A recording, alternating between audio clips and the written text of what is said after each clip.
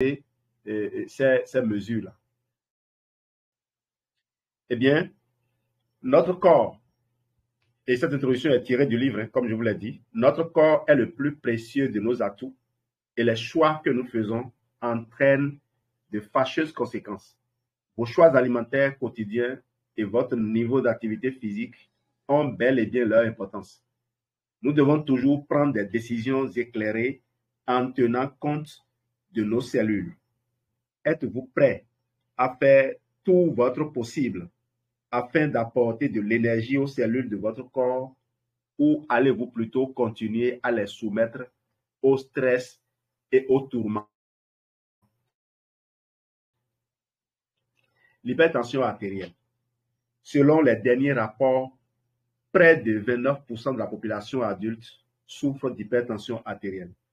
Et je rappelle que le docteur Restrein est américain. Donc, il parle des rapports au niveau des États-Unis. Moins de 30% de ces personnes réussissent à la contrôler l'hypertension, malgré tous les médicaments prescrits par les médecins. C'est Restrein qui parle. Selon certaines recherches, lorsque les patients souffrant d'obésité, d'intolérance au glucose et d'hypertension réussissent à atténuer leur insulinorésistance, c'est-à-dire leur résistance à l'insuline, non seulement ils perdent du poids, mais leur pression artérielle baisse considérablement. La plupart des hypertensions que l'on traite de nos jours résultent d'une résistance à l'insuline, d'une insulinorésistance. Les erreurs courantes sur la prise en charge de l'hypertension artérielle.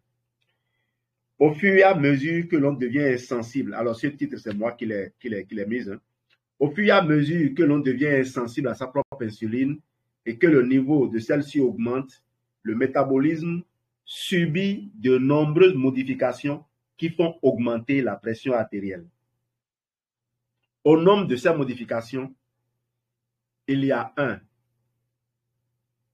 une rétention de sel accrue, une augmentation de l'activité du système nerveux autonome, une stimulation de la croissance des muscles lisses des artères. Alors, quand on prend la rétention accrue de sel,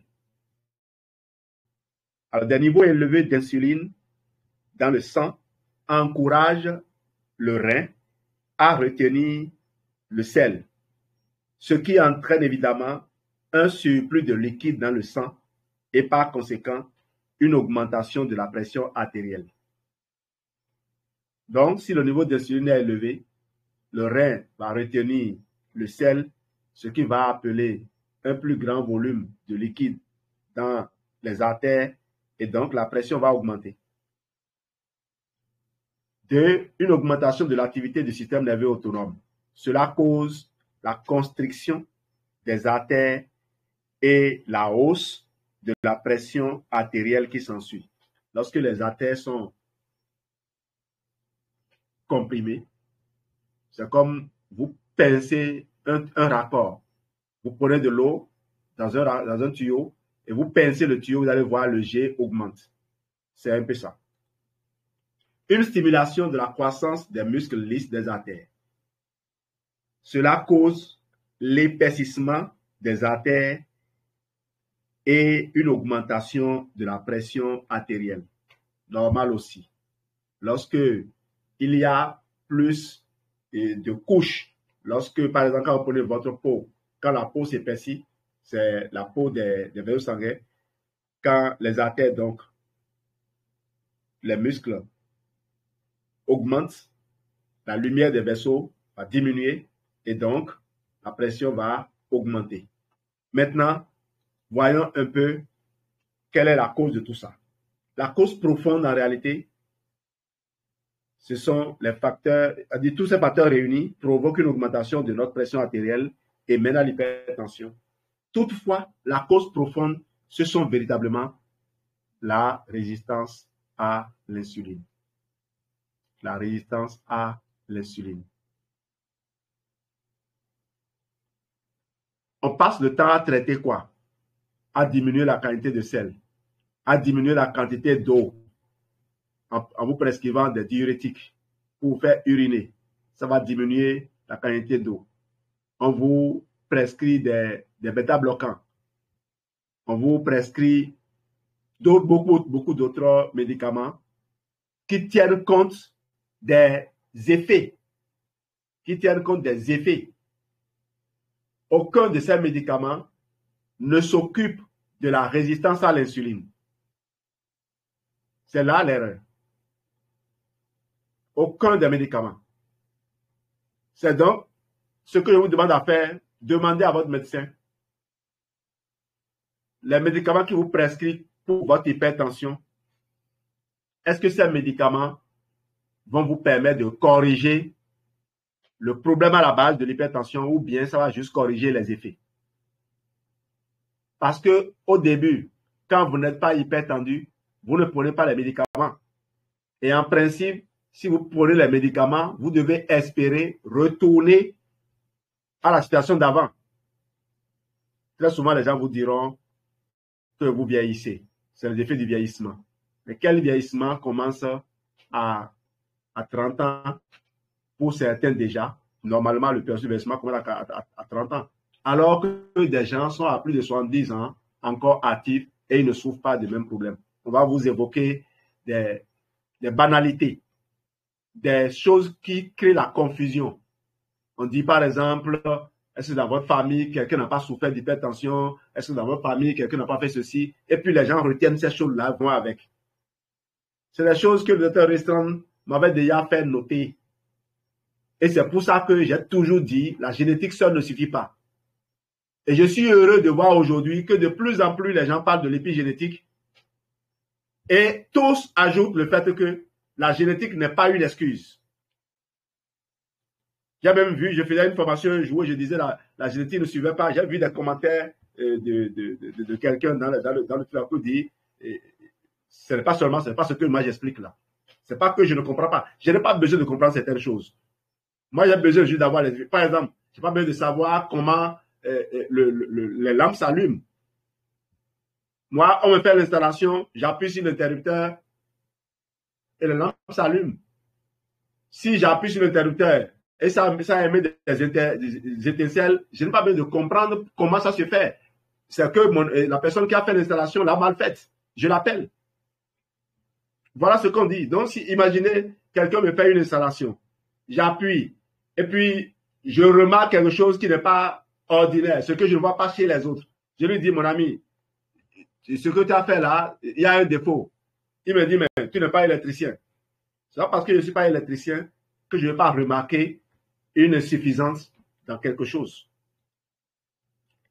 Cela peut expliquer plutôt en partie pourquoi le risque de coronaropathie ne s'atténue pas, malgré que l'on exerce un certain contrôle sur la pression artérielle.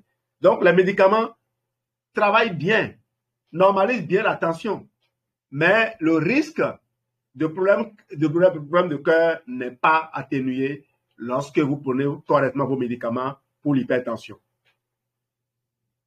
Et ce qu'on ne vous dit pas aussi, c'est que certains médicaments pour l'hypertension, lorsque vous faites, quand vous les prenez et que vous faites un AVC, c'est souvent un AVC hémorragique. C'est les effets secondaires de certains médicaments. Et c'est mortel. Est-ce qu'on vous le dit? Est-ce que vous prenez le temps de lire ça? Est-ce que vous prenez ça au sérieux? Si nous, on attire votre attention là-dessus, c'est parce que on peut prendre conscience qu'il faut corriger ses habitudes. C'est parce qu'il ne faut pas simplement dormir. C'est pour vous dire, il ne faut pas seulement dormir pour dire, j'ai déjà mon médecin qui me suit, j'ai mes médicaments, ça me va. Et je rencontre des gens tous les jours en train de marcher sur des kilomètres, croyant que ça suffit, parce qu'on leur dit c'est suffisant. Et les mêmes personnes meurent. Ces médecins vont à leur enterrement parfois, ce sont des amis parfois, vont à leur enterrement et ne se préoccupent même pas de savoir s'ils ont été responsables de cette mort-là. J'ai dit au début, avant de commencer, il y a 3 catégories d'enseignants. La première catégorie, c'est celui qui enseigne très bien ce qu'il ne connaît pas. La deuxième catégorie, c'est celui qui enseigne très mal ce qu'il connaît. Et la troisième catégorie, c'est celle qu'on recherche, celui qui enseigne très bien ce qu'il connaît. Alors, des deux personnes qui enseignent très bien, celui qui enseigne très bien ce qu'il ne connaît pas est le plus dangereux.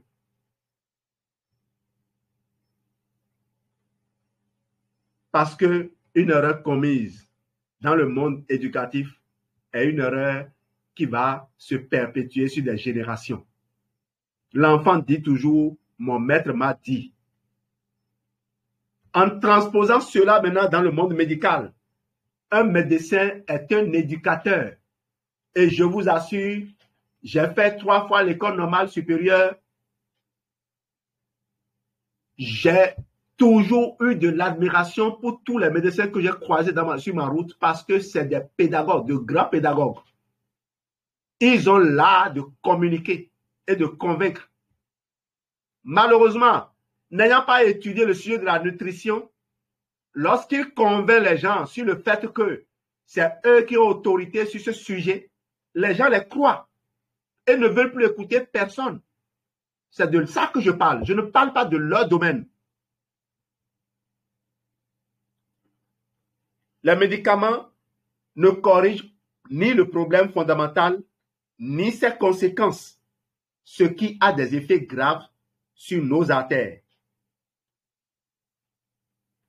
Lorsque l'on combine le fait que l'incidence de l'hypertension dans son ensemble est en hausse, que la plupart des patients sont mal surveillés et que les diurétiques, les bêta-bloquants et les autres médicaments anti-hypertenseurs n'apportent aucune amélioration au problème de fond, c'est-à-dire la résistance à l'insuline, on se rend parfaitement compte que la seule réponse possible consiste à encourager des habitudes de vie saines capables d'améliorer la sensibilité à l'insuline. Et c'est là où les gens pêchent. Ils disent savoir cela. Et ils vont au-delà. Ils pensent que les gens ne pourront pas faire des efforts. Et donc, plutôt que de laisser d'autres personnes les aider à faire ces efforts, ils les dissuadent. Ils leur donnent des conseils laconiques. Il suffit de marcher, il suffit de faire ceci, sans savoir que les gens ont des habitudes. Les mots ne changent pas les habitudes. Pour faire changer les habitudes aux gens, il faut leur faire prendre une décision et les suivre, les encadrer dans la mise en œuvre. Parce que parfois, ils vont prendre la décision, comme ils le font en faisant des abonnements dans les salles, dans les gymnases, mais ils n'iront pas. Le 7e rapport du Comité national mixte. Il semble de plus en plus évident que la tension artérielle, si peu élevée soit-elle, peut avoir des conséquences graves pour la santé. Le 7e rapport du Comité national mixte sur la prévention, la détection, l'évaluation et le traitement de l'hypertension artérielle avise les membres du monde médical que les patients qui ont une tension artérielle systolique de 120 à 139, c'est-à-dire quand le cœur est en train de travailler, ou diastolique de 80 à 89 mm de mercure, doivent être considérés comme étant au seuil de l'hypertension et ont besoin de modifier leurs habitudes de vie afin d'éviter les maladies cardiovasculaires dont le risque augmente à partir de pression supérieure à 115/15. Et là, dans ma vidéo sur TikTok, j'avais bien précisé que lorsque quelqu'un, au travers d'une échographie ou n'importe quel outil de recherche d'imperfection dans le corps, on lui découvre qu'il y a une formation de plaques, j'ai demandé qu'on ne rassure pas la personne en lui disant « ce n'est pas encore très grave, C'est juste une petite chose là. Va faire du sport simplement. Et c'est ce que j'ai précisé parce que c'est écrit dans les livres. C'est dit partout. J'ai dit, ne lui dites pas d'aller se reposer, d'aller tranquillement continuer et de revenir peut-être 6 mois après. Parce que les plaques les plus dangereuses, je le répète, ne sont pas celles que nous voyons, celles qu'on voit, celles que les médecins voient, celles que les radiologues ou ceux qui font l'échographie ou autres la voient. Ce n'est pas ces plaques-là, ce n'est pas les plaques visibles qui sont les plus dangereuses. Les plaques les plus dangereuses, se sont à peine formées qu'elles peuvent se décoller. C'est écrit. Lisez, chers amis, ou venez, on va vous orienter. Moi, je ne remettais plus mon livre à quelqu'un, hein, parce que j'ai perdu un livre comme ça. Mort sur ordonnance, je l'ai passé à un grand frère. Une semaine après, je suis allé chez lui. Il me dit qu'un neveu est venu chercher le livre. Il ne sait pas là où il a mis. Un livre qui va coûter 25 000 francs. Quand on dit 25 000 francs aujourd'hui, les gens vont dire, mais c'est quoi? C'est argent de poche. Mais à l'époque, ce n'était pas argent de poche. Mon salaire était à moins de 200 000. Sortir 25 000 francs, si c'était si facile, les gens allaient consommer facilement les produits. Les gens ne sont même pas capables d'acheter Kid pour les enfants. Même pas dentifrice. Ils vont dire que c'est cher. Et avec raison, parce qu'ils ne savent pas la différence. Bon à savoir, même en présence d'une tension artérielle normale, on court 90% de risque de faire de l'hypertension au cours de sa vie, à moins d'adopter volontairement des habitudes de vie saine. Ceci donne de l'espoir au partenaire Forever et amène le médecin à revoir sa position, à revoir la façon dont il collabore avec les partenaires Forever. Je dis bien les partenaires Forever parce que c'est des gens qui sont disciplinés. Ils ne se promènent pas de maison en maison pour vendre des comprimés de calcium ou de quoi aux gens. Qu'est-ce qu'on n'a pas vu ici? Qu'est-ce qu'on n'a pas vu? Des gens sont même venus me proposer, hein, parce qu'ils ont dit, ah, mais il y a des gens qui viennent chez nous, ils vendent les comprimés en détail. Forever n'autorise pas ça. Et je ne fais pas ce que Forever n'autorise pas. Je ne veux pas devenir dépendant de certaines pratiques de pauvres, je vais dire. Pauvres en termes de pauvreté d'esprit et autres. Parce que la pauvreté, ça vous tend des pièges. C'est l'outil du diable. Il vous tend des pièges. Il vous montre le chemin de la facilité. Vous adoptez ça, vous êtes foutu.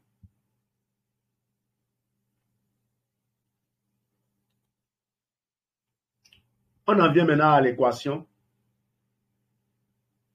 Donc, vous avez compris que même si votre tension, même si on ne vous a jamais vu hypertendu, vous ne devez pas vous reposer.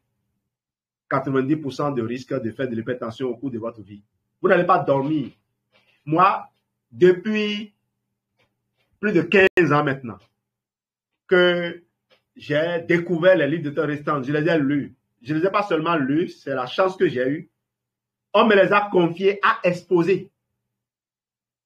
Et quand j'ai fait le premier exposé, les leaders à l'époque, les encadrés à l'époque, les aînés à l'époque s'étaient réunis et ils ont commenté ma présentation et ils ont jugé utile de me reconduire pour exposer l'entièreté du livre. Bien sûr, on a commis des gens pour m'encadrer, pour me donner des conseils. Et ça continue jusqu'à aujourd'hui. C'est la chance que nous avons eu ça. Donc, exposer un livre, ça t'oblige à le lire, à le relire. J'ai été jusqu'à découper le livre en chapitres et j'ai fait des enregistrements audio. Mon but était amener les gens à accéder à ces informations. Parce que je me suis dit, s'ils accèdent à ces informations, ils vont vivre. Je suis en bonne santé, ça ne veut rien dire. Est-ce que tu fais ce qu'il faut? Donc, depuis 15 ans, j'ai adopté le comportement de quelqu'un qui a le diabète. Je mange comme si j'avais le diabète. Vous savez, un diabétique qui contrôle sa glycémie a un régime normal. Il n'a pas besoin de se priver de quoi que ce soit. Mais il doit faire attention à la qualité de tout ce qu'il mange. Nous tous, nous devons manger de sorte que notre glycémie ne suscite pas de la part du pancréas le déversement d'une quantité faramineuse d'insuline. Parce que c'est ça le vrai problème. Dès que vous l'avez fait une première fois, c'est fini. Les vaisseaux sanguins subissent un spasme qui ne s'arrête pas, qui n'arrête pas. Le phénomène de montagne russe dont j'ai parlé la dernière fois, cette cascade de réactions, ça monte, ça descend, ça monte, ça descend, ça continue. Parce que, rappelez-vous, il n'y a pas un homme sur Terre capable de résister à l'injonction des hormones. Lorsque les hormones sont déversées, vous ne pouvez rien. Mais vous pouvez contrôler la sortie, la libération des hormones. C'est là où nous avons du pouvoir. On devient maître lorsqu'on maîtrise ses émotions. Quand on maîtrise ses émotions, au moment où quelqu'un est en train de faire quelque chose qui va te faire monter ton adrénaline, c'est plutôt le cortisol que toi tu sécrètes. Donc, voici l'équation de la médecine classique, allopathique. On s'occupe des symptômes. Symptômes plus remède égale soulagement. Le problème, c'est que lorsque le symptôme disparaît, la dégradation continue quand même. Vous venez d'en avoir encore la preuve avec l'hypertension. Vous allez avoir la preuve avec le diabète, avec la plupart des problèmes de cœur. Bientôt, je ne sais comment on le qualifie, le médecin généraliste va t'envoyer vers un cardiologue, qui va t'envoyer vers un hépatologue, il va t'envoyer vers un gastro-entérologue, parce qu'il n'a pas su te demander de faire des efforts à temps. Et partenaire Forever, je vous dis, si vous avez mal à la tête, arrêtez de manger. N'avalez pas n'importe quoi. Ayez peur d'une occlusion intestinale. Cherchez à aller prendre une infusion, quelque chose qui peut vous aider à évacuer. Et si vous sentez des douleurs et des maux de ventre, courez à l'hôpital. Allez vous demander une échographie. Je n'ai pas peur de plus d'une chose que de ça. C'est ce que les médecins antiques appellent le mal de côté. Ça ne pardonne pas. On supprime les symptômes, mais la dégradation continue. Vous imaginez donc, vous avez une occlusion intestinale et vous allez prendre des tisanes, vous allez prendre, alors que le truc, ça ne passe pas. Ça ne passe pas et vous chargez, vous surchargez. Vous prenez des trucs pour calmer la douleur. Vous voulez dire au corps quoi? Ne signale pas l'occlusion.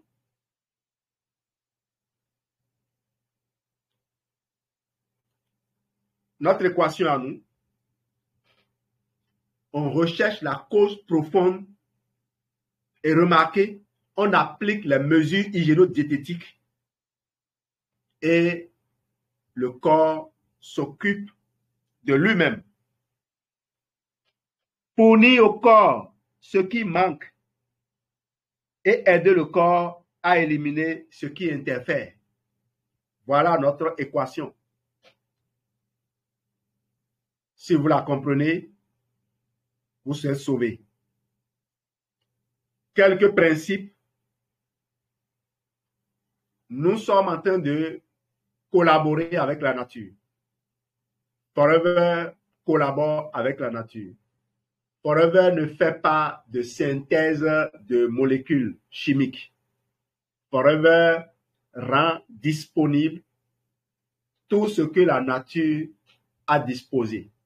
Forever ira dans les fonds marins pour aller prendre les dépôts des sédiments des fonds marins,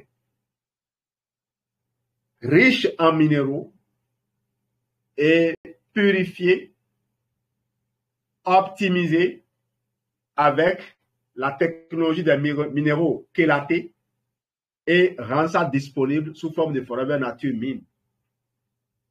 Forever, il a cherché les sources de calcium, les meilleures sources de calcium, et grâce à une technologie, toujours des minéraux chélatés, miniaturiser même, et vous avez le comprimé de Forever Calcium auquel sont associés du magnésium, du manganèse, de la vitamine D3, tous les amis du calcium. Et c'était la seule source de vitamine D, pas la seule, l'une des grandes sources de vitamine D. Et quand moi je pensais vitamine D, je pensais toujours calcium. Avant que Forever ne sorte récemment, le Forever Absorbent D. J'ai fait une formation sur Forever Absorbent D en exploitant des informations recueillies à gauche à droite sur la vitamine D. Je crois que c'est une information assez complète. Je la suivais encore à nouveau tout à l'heure quand je l'ai interrompu pour démarrer la formation. La mise en œuvre des mesures génodiététiques, c'est le fondement de l'activité des Forever Business Owners. Pour ceux qui ne savent pas ce que nous faisons, on ne se réclame pas médecin. On ne se réclame d'un titre particulier. Nous, ce qu'on fait, c'est ce que les médecins demandent aux gens de faire. Éduquez-vous à la santé. On s'éduque à la santé. Les écoles de médecine, les facultés de médecine en France aujourd'hui, les associations comme les mutuelles et autres font de l'éducation en santé, font la promotion de l'éducation en santé. Je ne sais pas qui a copié qui, parce que moi, je n'ai pas découvert leur conférence avant de créer l'école de santé et de réussite. J'ai créé l'école de santé et de réussite parce qu'on recherchait un statut. Et j'ai demandé conseil à certains coachs qui m'ont dit, mais créez une ONG. Et c'est là où j'ai eu l'idée de créer une ONG internationale dont n'importe qui entre dans mon réseau pourra utiliser le nom. Voilà d'où est venue l'idée de l'école de santé et réussite. Et quand les bâtisseurs sont venus, j'ai trouvé que, waouh, le problème que je voulais régler, ça le règle encore dans une autre dimension. On a besoin d'un statut juridique. On a besoin d'un statut juridique pour opérer. Forever Business Owner, d'accord, mais tu es qui? Tu représentes quoi? Quelle personne morale tu représentes? Lorsque tu te présentes dans des institutions, on ne demande pas ton nom, on demande le nom de ton institution. Or, Forever ne te permet pas d'utiliser le nom de Forever. Il faut aller chercher les papiers de Forever pour faire ça. Donc, en présentant aujourd'hui le papier des bâtisseurs, je dis membre des bâtisseurs, le bâtisseur, c'est une organisation qui a été enregistrée, voilà. On va dans un autre pays, on trouve les bâtisseurs. Ça me convient. Et au sein de cette grande équipe, je marche. Je collecte des informations. Je partage des expériences. Et j'en reçois. Les personnes qui me contactent pour dire j'ai besoin de tel protocole, ils ne savent pas qu'ils m'enrichissent. Vous savez, il m'est déjà arrivé une fois de traiter le sujet d'un devoir juste avant d'aller composer. Parce que moi, les élèves venaient de partout avec des exercices. On donne des exercices en classe, ils viennent. Le week-end, ils viennent. Tous viennent chez moi. Et quand ils viennent, l'esprit me guide. C'est des exercices souvent compliqués auxquels je n'ai pas trouvé de réponse qui m'apportait. L'esprit me guide et souvent, l'inspiration vient et je trouve la réponse. Donc, un jour, il m'a amené comme ça une épreuve. J'ai traité ça avec lui entièrement. Moi, je l'ai donné, j'ai remis. Je vais m'asseoir pour composer. C'est la même épreuve que je vois. Naturellement, j'ai eu 20. Mais ce n'est pas parce que j'ai traité l'épreuve avant. Parce que j'ai déjà traité tout ça. Donc, le fait que les gens te posent des questions, c'est comme si, mais vous ne pouvez pas savoir le nombre de résultats d'analyse que je reçois. Donc, quand je donne des conseils, faites ceci, faites cela, les gens croient que c'est de l'usurpation qu'on veut faire. Non, c'est une accumulation d'expérience. Et je vous ai dit, la personne qui a été malade et qui a vaincu la maladie. Et il y en a qui ont vaincu le diabète. Hein. J'ai reçu une agent de santé qui m'a dit la dernière fois, son papa a été diabétique pendant des années et il s'est résolu à appliquer des mesures d'hygiène diététique. Et aujourd'hui, il ne prend aucun médicament. Il mange de tout. Et bien sûr, étant entouré d'agents de santé, sa glycémie est bien contrôlée. Et c'est bien écrit dans le Vidal.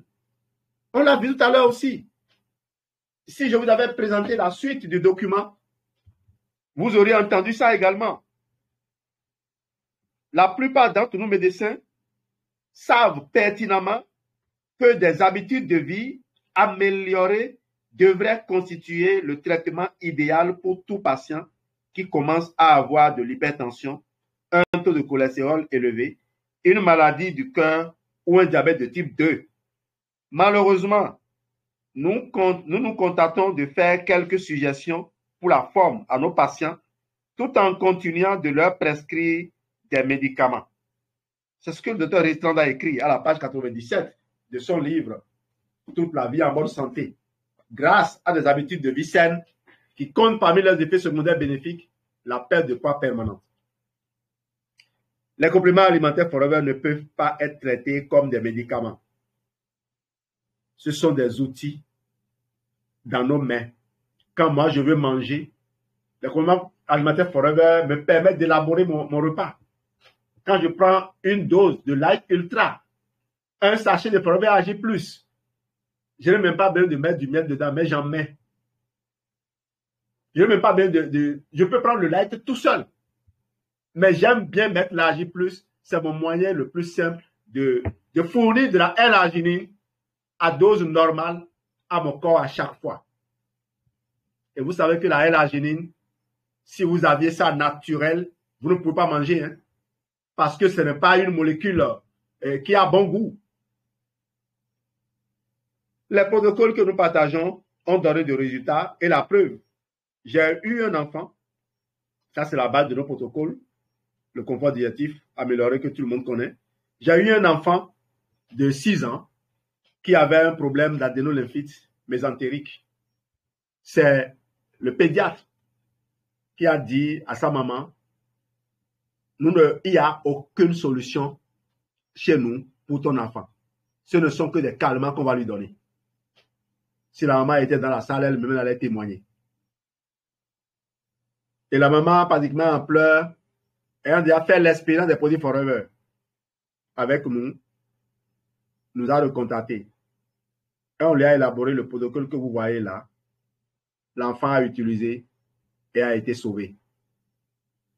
Plus jamais de crise. Alors qu'avant, c'est des maux de ventre tout le temps. Voilà du concret. Si vous avez un problème d'infection, c'est ce que nous appelle protocole terrain infectieux. Les protocoles ont des variantes. L'article qui est là, c'est 444. C'est en fonction du budget que je diminue parfois. Donc ne croyez pas que c'est limité comme ça. C'est 444. Et voilà. Un programme comme ça, ça vous permet de construire une nouvelle habitude. Ce protocole-là, cette partie que vous voyez ici, du jour 7 au jour 10, du jour 11 au jour 19, du jour 20 au jour 34, c'est ça qu'on appelle le P34. Lorsque vous avez fait ça, vous pouvez vous réveiller tous les jours à 5 heures comme moi, faire votre méditation, faire vos exercices spirituels, faire un peu le parcours de votre journée spirituellement, et à 5h30, aller dans votre gymnase. Le gymnase, quand je dis gymnase, ça me donne envie de rire, quoi. C'est une salle qu'on a aménagée, on a déposé une télé dedans, et la vidéo du coach est là. Si vous n'avez pas de télé, prenez votre téléphone portable, lancez la vidéo et puis vous suivez, vous faites vos exercices physiques. Je viendrai faire une formation rien que sur les exercices physiques. J'ai donné une séquence la dernière fois dans une formation, je crois. Et j'ai élaboré un protocole de 6 mois que certaines personnes suivent. Nous-mêmes, mon épouse et moi, on a déjà observé ce protocole. C'est ce que nous faisons de façon cyclique. On le fait de façon cyclique. Ça fait des années maintenant. Et quand je regarde mes muscles aujourd'hui, je ne les ai même pas vus pousser. Je n'ai même pas vu mes muscles pousser parce que je ne fais pas un effort particulier. C'est vrai que dans l'exercice physique, il y en a où il y a des pompes. Et moi, puis c'est chronométré, que ce soit 30 secondes ou 45 secondes, mon objectif, c'est de faire au minimum 20 pompes. Et j'arrive à le faire. Voilà ce que nous vous proposons. Ne prenez pas simplement ceci pour vous mettre à exécuter. Contactez le FBO qui vous a permis de suivre cet enregistrement et il pourra remonter si c'est nécessaire pour vous avoir de l'information. Notre but ce soir était de vous montrer que les médicaments, tous les médicaments que vous prenez pour l'hypertension réussissent à réguler la tension, mais ne s'attaquent pas à la cause profonde ni aux conséquences. Donc, contrôler la tension avec le médicament ne vous dispense pas de faire demain une crise cardiaque. Ne vous dispense pas de brûler votre cerveau parce que la cause profonde, c'est la résistance à l'insuline. Et tant que la résistance à l'insuline ne sera pas corrigée, vous pourrez faire jusqu'à la maladie d'Alzheimer que l'on appelle le diabète de type 3, si ce n'est pas le diabète de type 2 que vous avez fait avant. Lequel diabète de type 2 va de toute façon vous conduire vers les reins qui sont bousillés, les yeux qui sont bousillés et le cerveau qui est totalement zinzin. Et que dit alors de ce monsieur qui a pris un taxi moto et il arrive à la maison, il n'avait plus de chaussures. La chaussure avait brûlé, son pied avait brûlé et il ne savait pas parce qu'il avait un pied diabétique. Le diabète est l'une des pires maladies. Quand vous devenez diabétique, vous êtes limité. N'attendez pas d'arriver là-bas. Prenez la décision d'améliorer votre hygiène de vie à partir de maintenant. Il vaut mieux développer une habitude de diabétique sans être diabétique que de devenir diabétique pour essayer. Parce qu'il est tard. Même si on a connu des gens qui ont surmonté cela, je ne souhaite pas que vous bousillez une partie de votre corps avant d'essayer de le récupérer. Merci d'avoir été là ce soir et sorry pour le retard accusé avant de démarrer pour ceux qui étaient là.